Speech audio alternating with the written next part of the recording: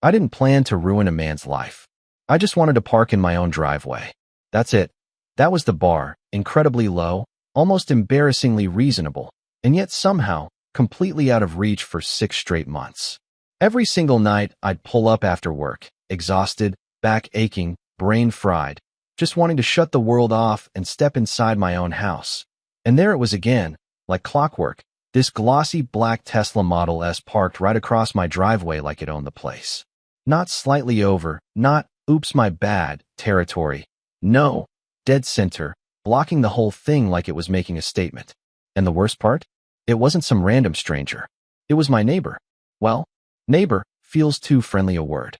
Let's call him what he really was. Evan Caldwell, startup guy, mid-40s. Always in athleisure like he just came from a meeting that somehow involved both venture capital and yoga, the kind of guy who smiles at you without actually seeing you. He moved in last year, bought the biggest house on the street, and immediately started acting like the rest of us were background noise in his personal success montage. Now here's the thing, Evan had space. Plenty of it. His garage? Packed with toys. I'm talking a vintage motorcycle, some kind of absurd Peloton setup, boxes labeled crypto rigs, whatever that means. His driveway? Already occupied by his wife's Range Rover and his college-aged kid's BMW. So instead of, I don't know, reorganizing his life like a normal person, he decided my driveway was the overflow lot. Just mine.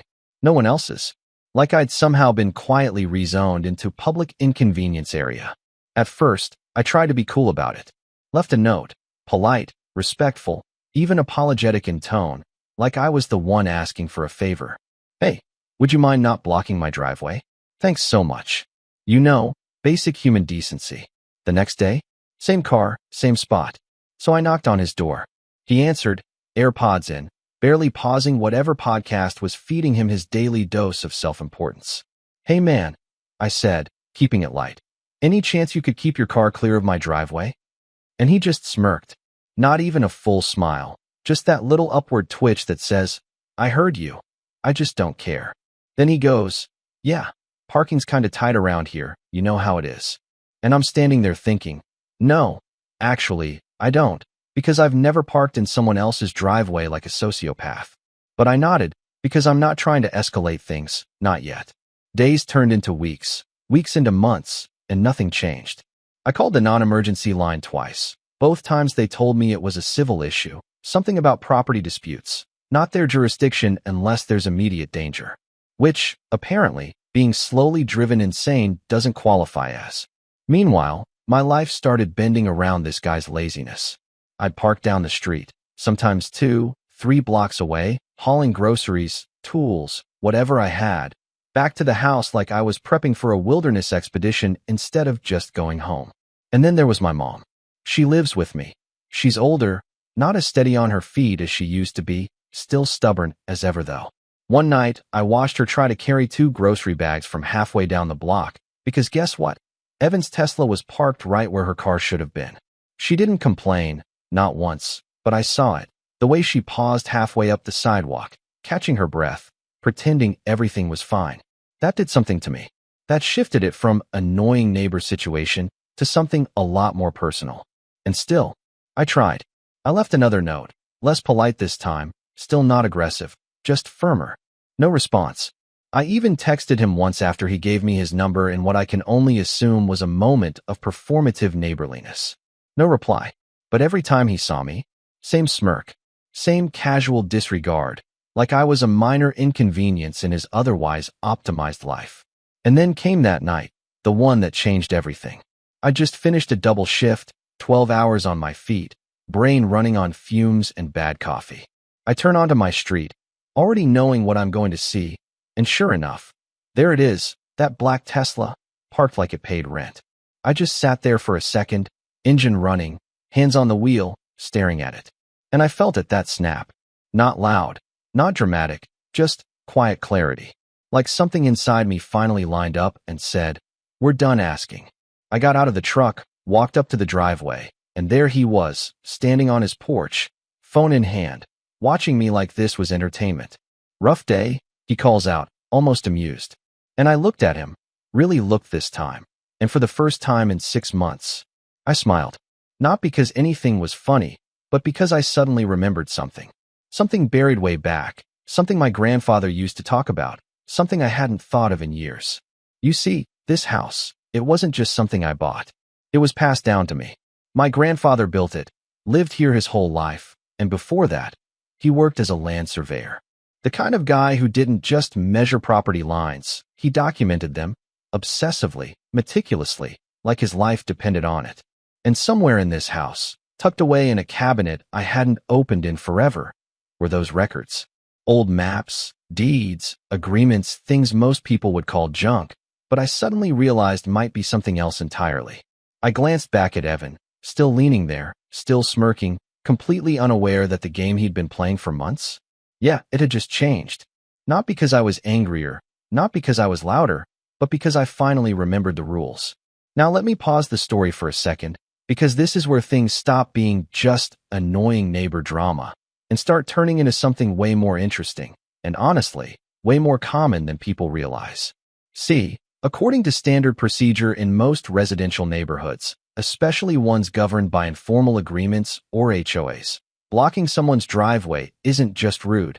It's usually a violation of local ordinances or community rules.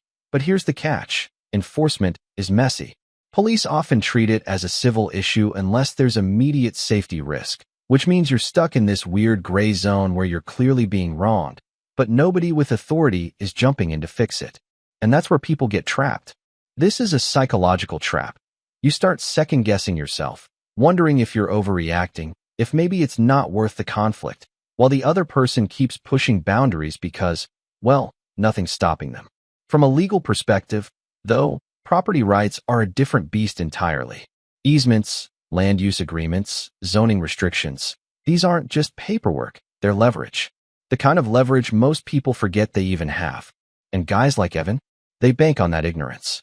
They operate in that comfortable space where they assume no one's going to dig deeper, no one's going to challenge the system, because it's inconvenient, it's complicated, and frankly, it's intimidating. But here's the thing. They're not untouchable, they're just unchallenged. And once someone decides to actually understand the rules instead of just playing nice within them, that's when the whole dynamic flips. So that night, after I stood there smiling like a man who just remembered where he left the key to a locked door, I didn't argue. I didn't yell. I didn't even ask him to move the car again. I just nodded, turned around, and went inside. And if you'd been watching from across the street, you probably would have thought, yeah, he finally gave up. But no, that was the exact moment I stopped reacting and started planning. I went straight to the back room, the one that still smelled faintly like old paper and dust and my grandfather's aftershave, and I pulled open that dented metal filing cabinet I hadn't touched in years. Inside, folders, stacks, yellowed envelopes, all labeled in his handwriting, neat, precise, almost obsessive, and then I found it. Property lines, 1964. My hands actually paused for a second, like even they understood this might be something big. I sat down, flipped it open, and there it was, original survey maps, boundary descriptions, notes scribbled in the margins, and buried in the middle of it all, a document that made my heart start beating a little faster, an easement agreement. Not just any easement, a conditional one. Now, I'm not going to pretend I understood everything right away. I'm not a lawyer, but I knew enough to recognize language that matters. Phrases like revocable under breach, non-commercial use, granted access contingent upon compliance. That's not casual wording. That's a loaded weapon if you know how to use it. So I did what most people don't bother doing. I kept going. The next morning, instead of sleeping in after a brutal week, I was at the county records office right when they opened, coffee in one hand, folder in the other, looking like a guy who had just discovered a glitch in the system and wasn't about to ignore it. I cross-referenced everything, parcel maps, zoning records, ownership history, and slowly, piece by piece, the picture came together. Decades ago, my grandfather had owned a much larger stretch of land, including what is now our entire street. When the city developed the neighborhood, he granted them a 30-foot easement so they could build the road, but he attached conditions. Specific ones.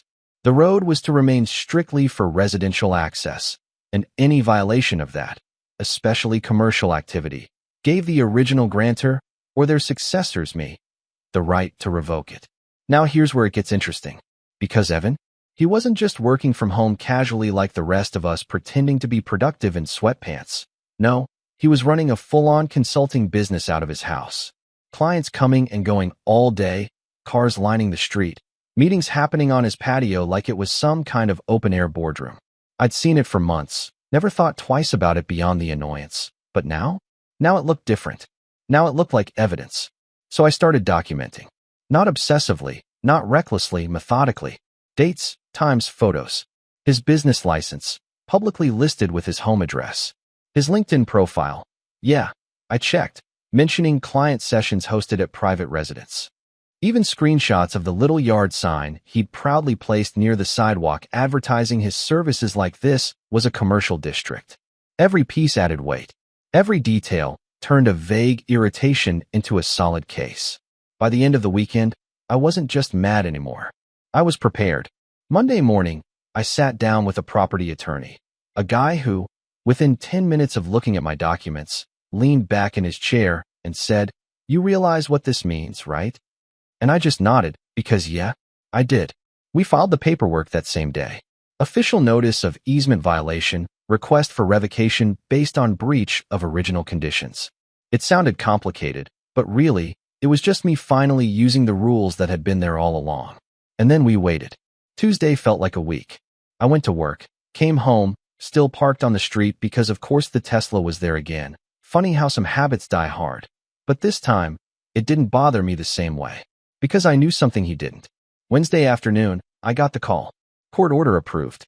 Easement revoked. Just like that. No dramatic music, no courtroom showdown. Just a quiet confirmation that everything I'd found, everything I'd built, was valid. That evening, I made sure I was home early. Not because I needed to be, but because I wanted to see it. Around 5:30, a county truck rolled in, followed by a sheriff's cruiser. They didn't rush, didn't make a scene, just got to work. Bright orange cones, temporary barriers, signage, no access, private property. It was almost surreal, watching the street I'd driven down my entire life suddenly transform into something restricted. And then, right on cue, Evan's Tesla turned the corner. Slowed down. Stopped. You could practically feel the confusion through the windshield. He rolled it forward a few feet, like maybe this was temporary, maybe it didn't apply to him. And then the deputy stepped forward, calm, professional, holding a stack of papers. I couldn't hear the exact words from where I stood on my porch, but I didn't need to. I saw Evan step out of the car, posture shifting, that easy confidence replaced with something tighter, sharper. He took the papers, scanned them, looked up, and for the first time since he moved in, that smirk was gone. Completely gone. He looked around, like the answer might be hiding somewhere on the street. Like this was all some kind of misunderstanding that would correct itself if he just waited long enough. It didn't. The deputy pointed toward the barriers, explained the situation, no legal access, easement revoked, entry prohibited. Evans said something, quick, defensive. The deputy just shook his head slightly. The universal sign for this isn't a discussion. And just like that, the man who had treated my driveway like it didn't matter was now standing in front of a road he legally couldn't use. The irony wasn't loud, it wasn't dramatic, it was quiet, almost elegant. Over the next few hours, the reality started to settle in. His wife's Range Rover pulled up, stopped at the same barrier, confusion turning into frustration. His kid showed up later in that shiny BMW 3 Series, same reaction. One by one, they all realized the same thing, there was no way in. And it wasn't temporary. This wasn't construction, wasn't a detour, this was legal. By the next morning, the whole neighborhood knew. Not because I told them, but because nothing travels faster than a quiet street suddenly becoming inaccessible. People came out, stood on sidewalks, whispered, speculated. And here's the part one didn't expect. They weren't on his side. Turns out, I wasn't the only one dealing with Evan's version of convenience. He'd blocked other driveways, hosted loud client meetings at odd hours, treated shared space like it belonged to him. I just happened to be the one who finally pushed back, with paperwork instead of arguments. By day 2, Evan had lawyers involved. Expensive ones. You could tell by the way they showed up. Sharp suits, serious faces, carrying folders that probably cost more than my monthly mortgage. They went back and forth with my attorney, digging, questioning, trying to find a loophole, but there wasn't one. The agreement was clear, the violation was documented, and the revocation? Completely valid. And then came the moment I think he finally understood the weight of it all. One of his lawyers, standing right there on the sidewalk, lowered his voice, still not quiet enough, and said something along the lines of, "Without access, the property is effectively non-functional." That's a polite way of saying, worthless. No road access means no guaranteed utilities, no emergency services, no deliveries, no legal way for guests to enter. That million-dollar house. It wasn't a home anymore, it was an island. And Evan? He was stuck on it. Over the next week, the shift in him was noticeable. Gone was the casual arrogance, the dismissive smirk. In its place, tension, urgency, the kind of energy you see when someone realizes they're not in control anymore. He started parking 6 blocks away, walking in with groceries, briefcase, whatever he had, the same way I had been doing for months. I'd see him sometimes, passing by, no eye contact, no comments, just quiet, focused steps. His clients? Confused. Some never made it. Others called, canceled, moved meetings elsewhere. That steady stream of business he'd been running from his home slowed to a trickle. And me? I didn't gloat, didn't confront him. I just lived my life. Parked where I wanted, helped my mom carry groceries straight from the car to the front door, something that suddenly felt like a luxury again. 2 weeks in, there was a knock on my door. Not Evan, his wife. She looked tired. Not dramatic, not theatrical, just genuinely worn down. "Can we talk?" she asked, voice softer than I'd ever heard from that household. And in that moment, standing there, I realized something. This was no longer about a parking spot. It was about consequences. And now, they were ready to listen. So yeah, that's how a guy who couldn't be bothered to move his car ended up negotiating for access to his own house. And look, I know how this sounds. It sounds extreme, maybe even a little petty if you strip it down to the headline. Man blocks driveway, neighbor shuts down street. But that's not really what happened here, not even close. What happened was a slow build, a pattern, a series of small decisions that added up over time, and eventually, something had to give. Because the truth is, situations like this aren't about parking. They're about boundaries. They're about what people think they can get away with when nobody pushes back. And if you've ever dealt with someone like Evan, you know exactly what I'm talking about. The kind of person who tests limits not by breaking them outright, but by leaning on them, over and over, just enough to see if anyone's going to say anything. And when no one does, that behavior doesn't stay the same, it escalates. This is a psychological trap, and it's a sneaky one. You start small. It's just a car. It's not worth the argument. Then it becomes routine. Then it becomes expectation. And before you know it, you're the one adjusting your life to accommodate someone else's disrespect. That's how people lose ground without even realizing it. And here's where it gets real important. Because from a legal perspective, most people assume they're powerless in these situations, like unless something dramatic happens, there's nothing you can do. But that's not true. Not even a little bit. According to standard procedure in property law, especially in older neighborhoods with layered ownership history, there are often agreements in place, easements, covenants, zoning conditions, that people forget about, ignore, or never even learn exist. And those documents, they matter. A lot. They're not just dusty paperwork sitting in a drawer somewhere. They're active frameworks that define how land can be used, who has access, and under what conditions that access can be revoked. The problem is, most people don't look. They assume the system is fixed, that what exists now is how it's always going to be. And people like Evan, they rely on that assumption. They operate comfortably in that blind spot. But here's the shift, and this is the part one really want you to take away. Once you understand the structure, once you actually learn the rules instead of just reacting to situations, everything changes. You're no longer stuck asking for fairness. You're operating with leverage. And leverage doesn't have to be loud. It doesn't have to be aggressive. Sometimes it's quiet, procedural, almost invisible until it suddenly isn't. That's what happened here. I didn't out-yell him. I didn't out-muscle him. I out-informed him. And when that happens, the dynamic flips fast. Now, let's talk about resolution, because I didn't just leave things the way they were. I could have, legally speaking, I was within my rights to keep that easement revoked indefinitely. Let him deal with the consequences of his own behavior, and part of me, honestly, part of me considered it. But that's not really the kind of neighborhood I want to live in, and it's not the kind of person I want to be long-term. So when his wife came to the door, when the conversation finally shifted from entitlement to accountability, I listened. Not because I had to, but because I chose to. And we worked something out. Structured, documented, non-negotiable. His business? Relocated within 30 days. No more client traffic turning a residential street into a revolving door. The parking issue? Permanently addressed, written agreement, zero tolerance. Any violation triggers immediate action. And the easement itself? Reinstated, but not for free. Annual fee, legally binding, because access has value, and that value had been ignored for far too long. The lesson here is simple, but it's not easy.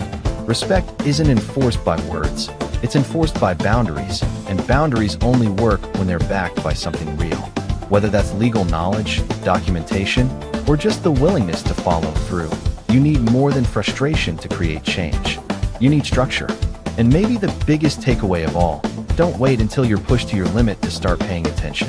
The information you need is usually already there, sitting in a file, buried in a clause, waiting for someone to actually read it. So if you're dealing with something like this, neighbor disputes, HOA nonsense, property issues, don't just react, dig. Ask questions. Learn how your situation is actually defined on paper, because that paper, it might be the difference between feeling stuck and realizing you've had options the whole time. And I'm curious, what would you have done? Would you have gone the legal route, or just kept trying to work it out? Because I'll be honest, 6 months ago, I probably would have chosen differently.